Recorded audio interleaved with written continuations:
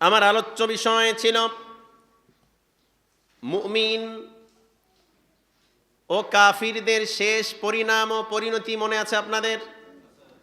মুমিনদের শেষ পরিণাম কি হবে, আবার প্রক্ষান্তরে কাফির যারা, বেঈমান যারা, তাদের শেষ পরিণাম কি হবে, কোরআন ও হাদিসের আলোকে জানার দরকার আছে না নাই?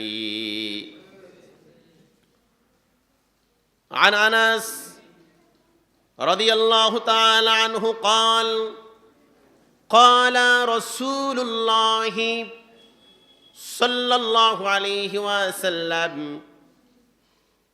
আল্লাহ রাসূল সাল্লাল্লাহু আলাইহি ওয়াসাল্লাম চমৎকার করে বলে দিয়েছেন, তোমরা যদি ঈমানদার হও, তোমরা যদি মুমিন হও, তাহলে তোমরা আমার এই কথা শুনে রেখো, আমি আল্লাহ রাসূল সাল্লাল্লাহু আলাইহি ওয়াসাল্লাম কি বলছি। আল্লাহ রাসূল বলছেন, ইয়াহরুমু ইবনু আদম ওয়া ইয়াশিব্বু ফীহি নানিল আল হিরসু আলাল মালি ওয়াল হারসু আলাল উমুরি। সুবহানাল্লাহ বলেন, আরো জোরে বলেন সুবহানাল্লাহ। হযরত আনাস রাদিয়াল্লাহু তাআলা আনহু হতে বর্ণিত, তিনি বলেন, নবী করিম সাল্লাল্লাহু আলাইহি ওয়াসাল্লাম বলেছেন, আদম সন্তান বুড়া হয়, মানুষ বুড়া হয় কি হয় না? একটু আওয়াজ দিয়ে বলেন, বুড়া হয় কি হয় না? মানুষ বুড়া হয়, দাঁত পড়ে যায়, চোখের নজর কমে যায়, কানে কম শোনে, চামড়াগুলা ঢিল হয়ে যায়, কোমরটা কুঁজা হয়ে যায়, মানুষ বুড়া হয়ে যায়। কিন্তু মানুষের দুইটা জিনিস কখনো বুড়া হয় না। সুবহানাল্লাহ বলেন। কথাটা আমার না, আল্লাহ রাসূলের। মানুষ বুড়া হয়, কিন্তু মানুষের দুইটা জিনিস কখনো বুড়া হয় না। তার মধ্যে একটা হচ্ছে সম্পদের লোভ। শুনতেছেন আপনারা? আল্লাহ রাসূল সাল্লাল্লাহু আলাইহি ওয়াসাল্লাম বলছেন, আলাল মালি, সম্পদের লোভ কখনো বুড়া হয় না। আমরা অনেকে বলি বুড়ার পা কবরের মধ্যে গিয়েছে, তারপরও সম্পদের লোভ ছাড়ে না, ছেলে মেয়েদেরকে সম্পদগুলো বন্টন করে দেয় না। এমন আছে না নাই? আসলে ঘটনা সত্য। আল্লাহ রাসূল যে কথাটা আজ থেকে ১৫০০ বছর আগে বলে গিয়েছেন, আমার উম্মতেরা রে, ও আদম সন্তানেরা, তোমরা বুড়া হওয়া বটে, কিন্তু দুইটা জিনিস কখনো কোনোদিনও বুড়া হবে না। মৃত্যুর আগের দিনও মনটা চায় আর একটা জমি করি, গাড়ি একটা আছে আর একটা কিনি, বাড়ি একটা আছে আর একটা বানাই, এরকম চাহিদার মানুষ সমাজে আছে না নাই? ২ নাম্বার, আল্লাহ রাসূল সাল্লাল্লাহু আলাইহি ওয়াসাল্লাম বলছেন, ওয়াল হারসু আলাল উমুরি। ২ নাম্বার হচ্ছে জীবনের আকাঙ্ক্ষা, জীবনটা আরো দীর্ঘায়ু হোক, হায়াতটা আরো লম্বা হোক। অর্থাৎ মানুষ মরতে চায় না, এত অসুস্থ, চলেই যাবে, তারপরও হাত ধরে বলে, বাবা দোয়া কর আমি যাতে আরো বেঁচে থাকি, যাতে সুস্থ হই। আছে না নাই? আহারে, আজ থেকে ১৫০০ বছর আগে আল্লাহ রাসূল যে কথাটা বলে গেলেন, মানুষ বুড়া হয় বটে, দুইটা জিনিস মানুষের কোনোদিন বুড়া হয় না। একটা হচ্ছে সম্পদের লোভ, আর একটা বেঁচে থাকার আকাঙ্ক্ষা। আমার বন্ধুগণ, আমার ভাইয়েরা, আমি গত জুমা আরো একটা হাদিস বলেছিলাম, আন আবি উমামা রাদিয়াল্লাহু তাআলা আন্না রাজুলান সাউলা রাসূলুল্লাহি সাল্লাল্লাহু আলাইহি ওয়াসাল্লাম মাল ঈমানু ক্বালা ইযা সাররাতকা হাসানাতাকা ওয়া সাআতকা সাইয়্যাতুকা ফা আনতা মুমিন। জোরে বলুন সুবহানাল্লাহ। হযরত আবু উমামা রাদিয়াল্লাহু তাআলা আনহু হতে বর্ণিত, তিনি বলেন, নবী করিম সাল্লাল্লাহু আলাইহি ওয়াসাল্লামকে একজন ব্যক্তি এসে জিজ্ঞাসা করলেন, ইয়া রাসূলুল্লাহি, ইয়া হাবিবাল্লাহি, ঈমান কাকে বলে এবং উহার নিদর্শন কি? সুবহানাল্লাহ বলেন। আল্লাহ রাসূল সাল্লাল্লাহু আলাইহি ওয়াসাল্লাম উত্তরে বলেন, ক্বালা ইযা সাররাতকা হাসানাতাকা, তোমাদের ভালো কাজগুলা যখন তোমাদেরকে আনন্দময় করে তোলে, যখন তোমাদের কলিজা ঠান্ডা হয়, আহারে আজকে ভালো কাজটা করতে পেরেছি, এজন্য মাঝে মধ্যে আনন্দ বোধ হয় কি হয় না? আল্লাহ রাসূল বলেন এটা হচ্ছে 1 নাম্বার। 2 নাম্বার হচ্ছে ওয়াসাআতকা সাইয়্যাতুকা, এবং যদি তোমার মন্দ কাজ, গুনাহ কাজ, অপরাধমূলক কাজগুলা যদি তোমরা করেই ফেলো, আর যদি তোমাকে এটা কষ্ট দেয়, আহারে মন্দ কাজ করলাম, অন্যায় করলাম, নামাজটা ছেড়ে দিলাম, এটা যদি তোমাকে কষ্ট দেয়, ফাআনতা মুমিন, এই 2টা জিনিস যদি তোমার ভিতরে থাকে, তাহলে মনে করবা তুমি একজন মুমিন। একটু জোরে বলেন সুবহানাল্লাহ। আমার বন্ধুগণ, আমার ভাইয়েরা, তাহলে আমাদেরকে অনুতপ্ত হতে হবে। আর আমাদের জীবন হচ্ছে 2টা, আখিরাতের একটা জীবন আর পরকালের একটা জীবন। আমাদের জীবনের 2টা ভাগ আছে না নাই? অনেকের বাড়ি থাকে 2টা, একটা গ্রামের বাড়ি, একটা শহরের বাড়ি। চাকরি করে বিধায় শহরের মধ্যে থাকতে হয় ফ্যামিলি নিয়ে, আবার গ্রামের মধ্যেও বাড়ি আছে না নাই? আমাদের জীবনও 2 রকমের হবে, 2 প্রকারের হবে। একটা হচ্ছে দুনিয়ার জিন্দিগি, আর একটা হচ্ছে পরকালের জিন্দিগি।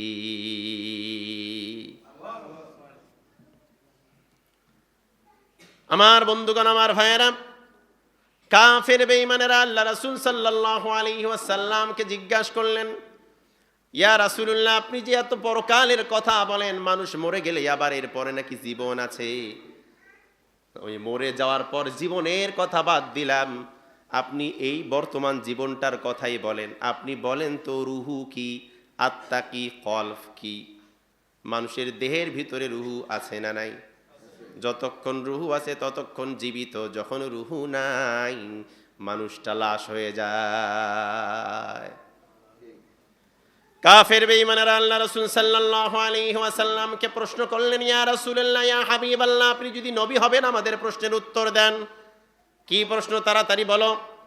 ওয়ায়াসআলুনাকা আনির রূহ, হে নবী, আপনি যদি নবী হবেন তাহলে বলেন রুহু কি? আল্লাহ রাব্বুল আলামিন জিবরাইলকে নাজিল করে দিয়ে বললেন, ও আমার জিবরাইল, বড় বেকায়দার প্রশ্ন আমার নবীকে করা হয়েছে। আমার নবী, যে নবী এই প্রশ্নের উত্তর দিতে না পারলে তারা নবী যেহেতু মানবে না। তুমি যাও রে যাও, তাড়াতাড়ি যাও, সূরা বানি ইসরাঈলের 85 নং আয়াতে কারিমা আমার নবীর সামনে উপস্থাপন করো, যাতে করে সুন্দরভাবে আমার নবী বেঈমানদেরকে উত্তর দিতে পারে রুহুটা কি। জোরে বলুন সুবহানাল্লাহ। আল্লাহ রাসূল সাল্লাল্লাহু আলাইহি ওয়াসাল্লাম বলছেন, কুলির রূহু মিন আমরি রাব্বি ওয়া মা উতিতুম মিনাল ইলমি ইল্লা ক্বালিলা।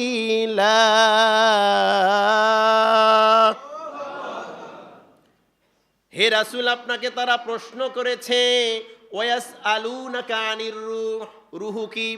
আপনি এবার বলে দেন, কুলির রূহু মিন আমরি রব্বি। সুবহানাল্লাহ বলেন। আল্লাহ রাসূল এবার বলছেন, রুহু হচ্ছে আমার পালনকর্তা, আমার রব, আমার আল্লাহর আদেশ মাত্র। সুবহানাল্লাহ বলেন। তার মানে আমাদের ভিতরে একটা রুহু আছে না নাই? কার আদেশে আছে? জোরে বলেন, কার আদেশে? আল্লাহর আদেশে আছে। আবার এই রুহুটা একদিন উড়াল দিবে একজনের আদেশে, তিনি কে? আমার ভাইয়েরা, আল্লাহ রাব্বুল আলামিন সেই কথা না তার রাসূলুল্লাহকে শিক্ষা দিচ্ছেন, আপনি বলে দেন এই রুহুটা আমি আল্লাহর আদেশ। ওয়ামা উতিতুম মিনাল ইলমি ইল্লা কলিলা, তোমাদের সামান্য জ্ঞান দান করা হয়েছে। তারপরেই আল্লাহ পাক বললেন, তোমাদেরকে সামান্য জ্ঞান দান করা হয়েছে, অনেক বেশি নয়, একেবারে সামান্য, একেবারে কিঞ্চিত পরিমাণ জ্ঞান দান করা হয়েছে। এই জ্ঞান দিয়ে রুহুকে বিবেচনা করা কোনোদিনও সম্ভব নয়। রুহু আজকে আছে, সেকেন্ডের মধ্যে, মুহূর্তের মধ্যে আল্লাহর নির্দেশ পেলে এই দেহটা রেখে রুহুটা চলে যাবে। কথা বলেন ঠিক কি না? আমার বন্ধুগণ, আমার ভাইয়েরা, তাহলে এই আয়াত দ্বারা প্রমাণিত যে আল্লাহর নির্দেশ রুহু আমাদের দেহে থাকে। জীবন আর মরণ এমন এক বন্ধু, সব সময় একসঙ্গে থাকে। কিন্তু যখন জীবন নামক পাখিটা যখন উড়ে যায়, এই দেহটাও আর থাকে না, দেহটা সঙ্গে সঙ্গে লাশ হয়ে যায়। আর ওই সময় মানুষকে মৃত্যু ঘোষণা করা হয় এবং প্রত্যেকটা প্রাণীকে, প্রত্যেকটা মানুষকে মৃত্যুর স্বাদ গ্রহণ করতে হবে, কি হবে না? আল্লাহ রাব্বুল আলামিন বলছেন, কুল্লু নাফসিন যায়িকাতুল মাউত।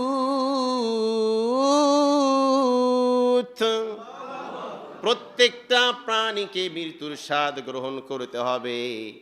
আমরা মানুষ, আমাদেরকেও মৃত্যুর স্বাদ গ্রহণ করতে হবে। মরণ থেকে পালানোর চেষ্টা করেও কোনো লাভ হবে না। আল্লাহ রাব্বুল আলামিন আরো বলছেন, আইনামা তাকুনু ইউদরিকুমুল মাউতু ওয়ালাউ কুনতুম ফি বুরুজিম মুশাইয়াদা। সবাই বলুন আল্লাহু আকবার। তোমরা যেখানেই থাকো না কেন, মৃত্যু তোমাকে আলিঙ্গন করবে। মঙ্গল গ্রহে থাকলেও, আসমানের উপরে থাকলেও, সাগরের নিচে থাকলেও মরণ আছে না নাই? মরণ অবশ্যই হবে, অবশ্যই হবে। যে কথাটা বলতেছিলাম আমার ভাইয়েরা, আমাদের এই জীবনের বিভাগ হচ্ছে দুইটা, একটা হচ্ছে দুনিয়া আর একটা হচ্ছে আখিরাত। এই দুই জীবনের কথাই আল্লাহ পাক কোরআন আল কারীমের মধ্যে বলে দিয়েছেন, যাতে করে এখান থেকে দিক নির্দেশনা নিয়ে বান্দা দুনিয়ার জীবনটা সুন্দর করে পরকালে আসতে পারে। দুনিয়ার জীবন আমলময়, ইবাদতময় জীবন যদি হয়, আল্লাহ পাক পরকালে নাজাত দিয়ে তার জন্য আবাদান আবাদান জান্নাতের ব্যবস্থা করে দেয়। আল্লাহ রাব্বুল আলামিন বলছেন, ওয়ামাল হায়াতুদ দুনিয়া ইল্লা লাইবু ওয়ালাদ-দারুল আখিরাতু খায়র।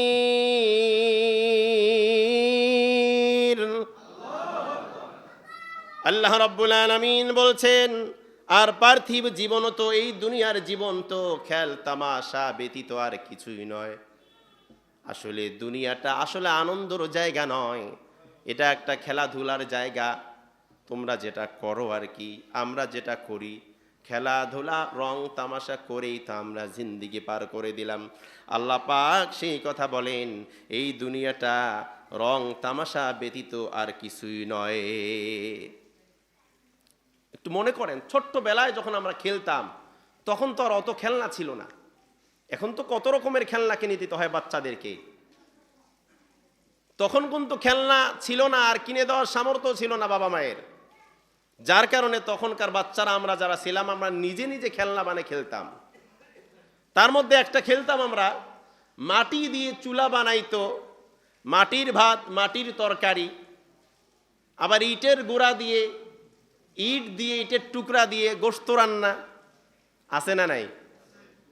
আবার দেখা যায় কলার এরকম খোলসাগুলা কেটে এটা দিয়ে দোকান। তো একটু প্লেট, চায়না দেশ থেকে প্লেট আবিষ্কার করা হতো কলার পাতা। তারপর হচ্ছে আপনার হলো এই যে কাঁঠালের পাতা। রান্না যখন হয়ে যেত, একটু বেড়ে দিত, একটু ইটের গুঁড়ে দিত, একটু বালি দিত, বলছে রান্না হয়েছে, এখন খা।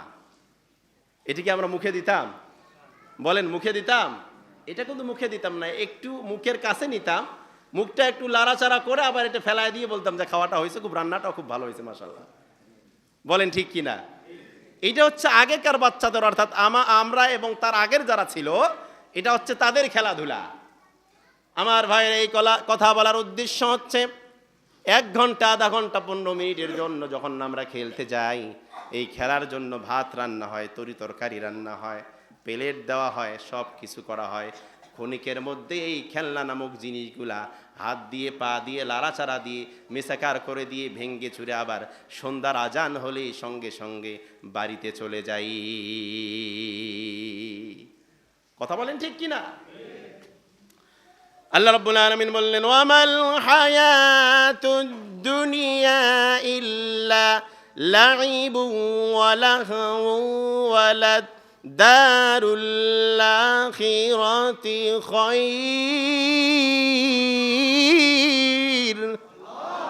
দুনিয়ার জীবন খেল তামাশা ব্যতীত আর কিছুই নয়। একটু আগেই যে উদাহরণটা দিলাম আমার ভাইয়েরা, আসরের পরে খেলা শুরু করি, মাগরিবের আগেই সব খেলনা সব খাবার দাবার এলোমেলো করে দিয়ে ভেঙ্গে দিয়ে আমরা চলে যাই। আল্লাহ পাকও বললেন, বান্দারে ওই যে মনে করো ছোট্টবেলার একটা খেলার অংশ, একটা চিত্র মনে করো, আমার এই দুনিয়াটা আজ আছে কাল নাই, ছোট্ট একটা দুনিয়া বানায় দিয়েছি, রং তামাশা করতে করতেই এই দুনিয়া শেষ হয়ে যাবে। ওই যে বিকালবেলা আসর থেকে মাগরিব যখন আমরা খেলা খেলি, খেলা খেলার পর যখন সব ভেঙ্গে দিয়ে বাড়িতে চলে যাই, আমার ভাইয়েরা এই দুনিয়া নামক খেলনাটা আল্লাহ পাক একদিন মিসেকার করে দিবে, একদিন ভেঙ্গে দিবে, একদিন কিয়ামত হয়ে যাবে, আমরা চলে যাব পরকালে।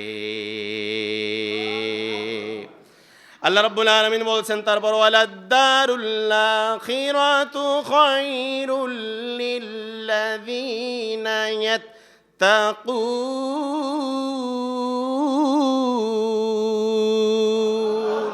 ও মুমিন, ও আমার বান্দারা, পরকালের জীবনই তোমাদের জন্য আসল বাসস্থানের জীবন। এটা বসবাস করার মতো জীবন নয়। দুনিয়ার জীবনটা ক্ষণিকের জীবন, রং আর তামাশার জীবন। তোমাদের আসল জীবন একটা, সেটা হচ্ছে পরকাল।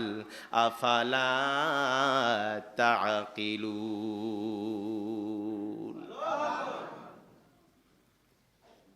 আফালা তাকিলুন। আল্লাহ রাব্বুল আলামিন বলছেন, তোমরা যদি এটাকে ভেবে দেখো, একটু ভাবা যায় যে আসলে দুনিয়াটা কোথায়। দুনিয়াতে আজকে আমরা আছি, কালকে থাকবো না। একদিন আপনার দাদা ছিল, বাবা ছিল, মা ছিল, বড় ভাই ছিল, আজকে আর তারা নাই, মরহুম হয়ে গিয়েছে, লাশ হয়ে গিয়েছে। তাদের করে যাওয়া বাড়িতে আপনি আছেন, আমি আছি। তাদের পুকুরের মাছ খাচ্ছেন, তাদের গাছের ফল খাচ্ছেন, তাদের ঘরের মধ্যে আজকে আছেন। আল্লাহর কসম, এই 100 বছর পর এই বাড়ি থাকবে, এই জমিন থাকবে, এই পুকুর থাকবে, এই গাছ থাকবে, আপনি থাকবেন না। আর 100 বছর পর যারা থাকবে তারাও আপনাকে চিনবে না। কথা বলেন ঠিক কিনা মুসলমান? এটা হচ্ছে সেই দুনিয়া। আল্লাহ রাব্বুল আলামিন সেই দুনিয়ার কথা বলে বারবার স্মরণ করে দিচ্ছেন কোরআন আল কারীমের মধ্যে। দুনিয়ার পাশাপাশি আল্লাহ পাক পরকালের কথাও বলে দিচ্ছেন, বারবার বলে দিচ্ছেন, বান্দারে এটা কিন্তু আসল জীবন নয়।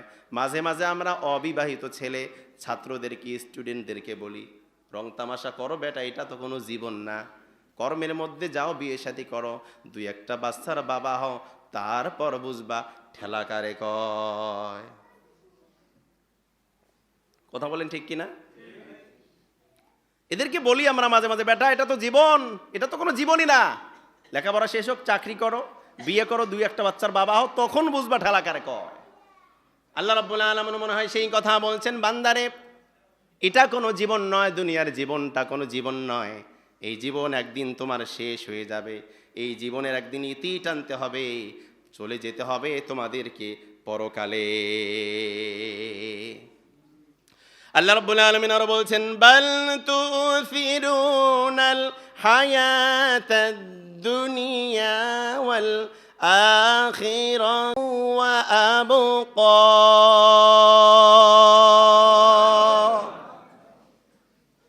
তোমরা দুনিয়ার জীবনকে অগ্রাধিকার দিয়েছ, অথচ আখিরাতের জীবন, ওয়াল আখিরাতু খায়রু ওয়া আবকা, অথচ আখিরাতের জীবনটাই হচ্ছে আসল জীবন। সুবহানাল্লাহ বলেন। বারবার আল্লাহ বিভিন্ন আয়াতের মধ্যে স্মরণ করে দিচ্ছে। প্রথমে দুনিয়ার কথা বলছে, তারপর আখিরাতের কথা বলছে। আল্লাহ পাক বলছেন এই আয়াতের মধ্যে, বান্দারা দুনিয়ার জীবনটাকেই প্রাধান্য দিলা, এটা কোনো জীবন নয়। ওয়াল আখিরাতু খায়রু ওয়া আবকা, অথচ তোমাদের জন্য উত্তম জীবন হচ্ছে আখিরাতের জীবন। একটু আগেই বললাম আমার ভাইয়েরা, মানুষের 2টা জিনিস কখনোই বুরা হয় না। এবার বলেন তো কয়টা জিনিস বুরা হয় না?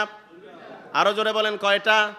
দুনিয়ার মধ্যে যদি আমরা হায়াত পাই, একদিন বুড়া হয়ে যাব। চোখে দেখবো না, কম দেখবো, কানেও শুনবো না, সকালবেলা খাওয়ার পরেও আরেকজনকে বলবো আমার বৌমা আমাকে খাইতেই দেয় না, আছে না নাই?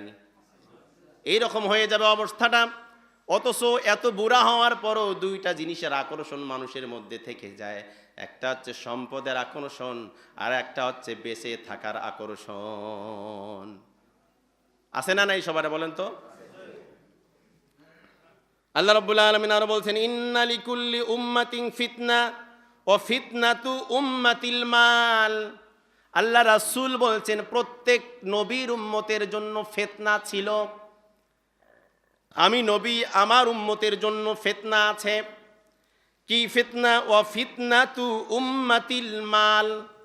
আমার উম্মতের জন্য বড় ফিতনা হচ্ছে মাল, ধন সম্পদ, টাকা পয়সা, বাড়ি গাড়ি।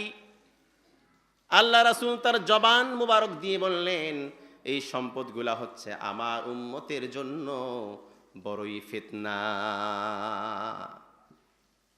সম্পদ এমন এক ফিতনা, সম্পদের জন্য দুনিয়ার মধ্যে মারামারি হয় বাবা ছেলের মধ্যে, মা ছেলের মধ্যে।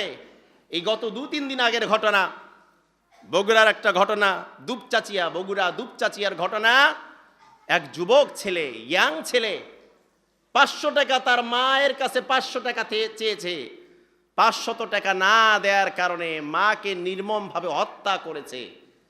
মায়ের লাশটা কেটে কেটে ডিপ ফ্রিজের মধ্যে রেখে দিয়ে নাটক সাজিয়েছে বাবার কাছে, এলাকাবাসীর কাছে, যে বাড়ির মধ্যে ডাকাত আসছিল, আমার মাকে খুন করে কোথায় রাখছে আমি জানি না, তোমরা সবাই খোঁজো। কেউ তো কল্পনাও করতে পারতেছে না যে সন্তানই তার মাকে খুন করেছে।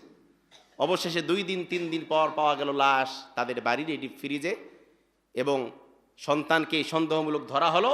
এবং পরবর্তীতে খোঁজ নিয়ে তদন্ত করে দেখা গেল এই সন্তানেই তার মাকে মেরেছে। যখন রিমান্ডে নেওয়া হলো, জিজ্ঞাসা করা হলো, তখন বলল, আমি টাকা চেয়েছি, আমার নেশা উঠেছে, টাকা না দেওয়ার কারণে আমি আমার মাকে হত্যা করেছি।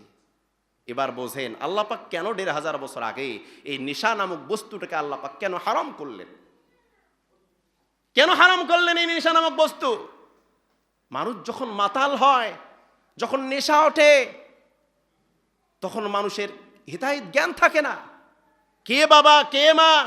একটা সন্তান হয়ে কেমনে মায়ের গায়ে হাত তুলতে পারে তো দূরের কথা, মাকে মারে কেমনে, কেমনে টুকরা টুকরা করে, এটা মা তো দূরের কথা, অন্য কোনো প্রাণীকেও তো মারা সম্ভব নয়। কথা বলেন ঠিক কিনা মুসলমান?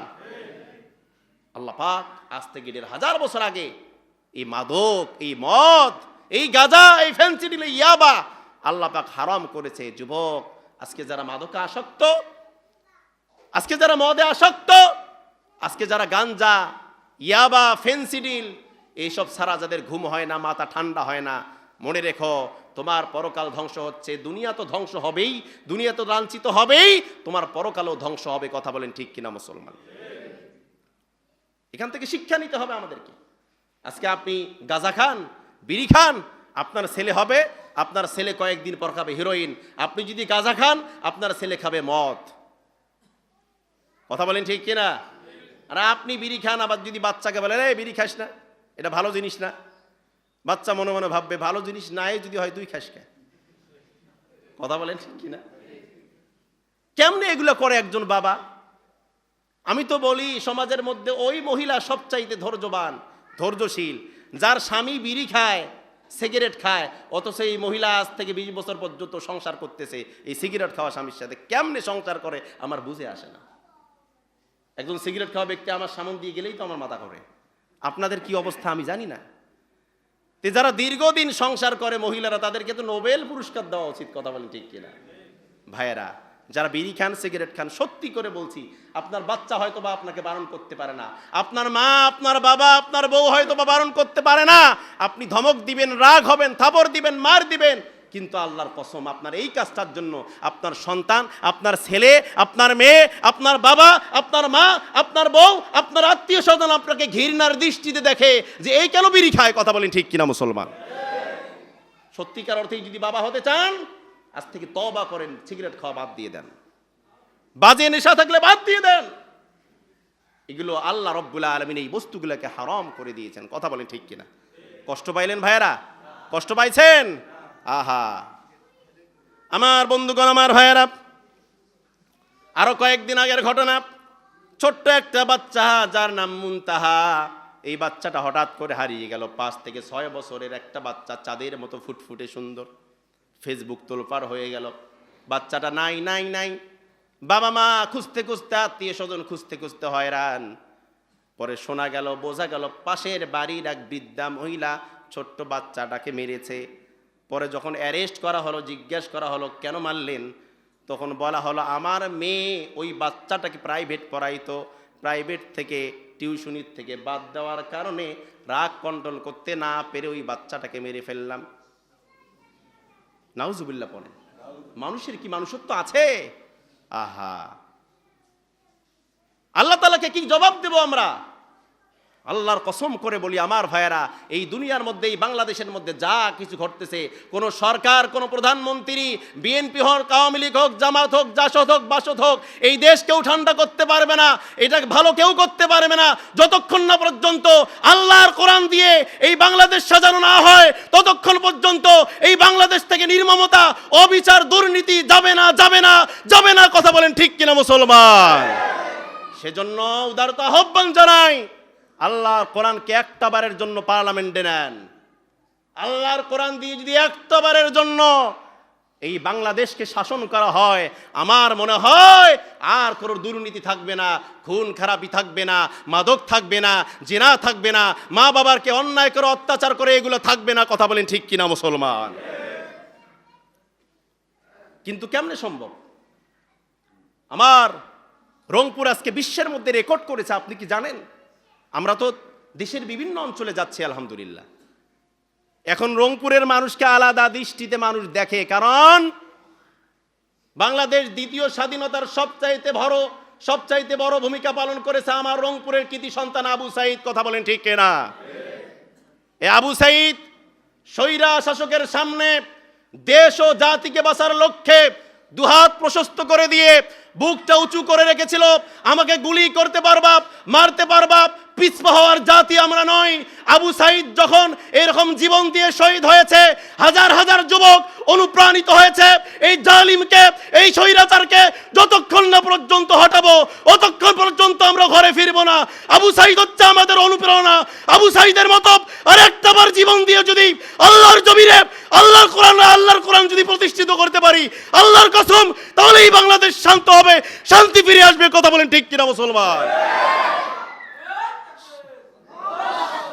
সেজন্য আমরা রংপুরের মানুষ মাথা নত করতে জানি না। কথা বলেন ঠিক কিনা মুসলমান? আর সেই দেশের মধ্যে ডক্টর ইউনূস, আমেরিকা থেকে তাকে নিয়ে আসা হলো, প্রধান উপদেষ্টা বানা হলো। আমি বলি ডক্টর ইউনূস সাহেব, আপনি ভেসে আসেন নাই, আপনি উড়ে আসে জুড়ে বসেন নাই।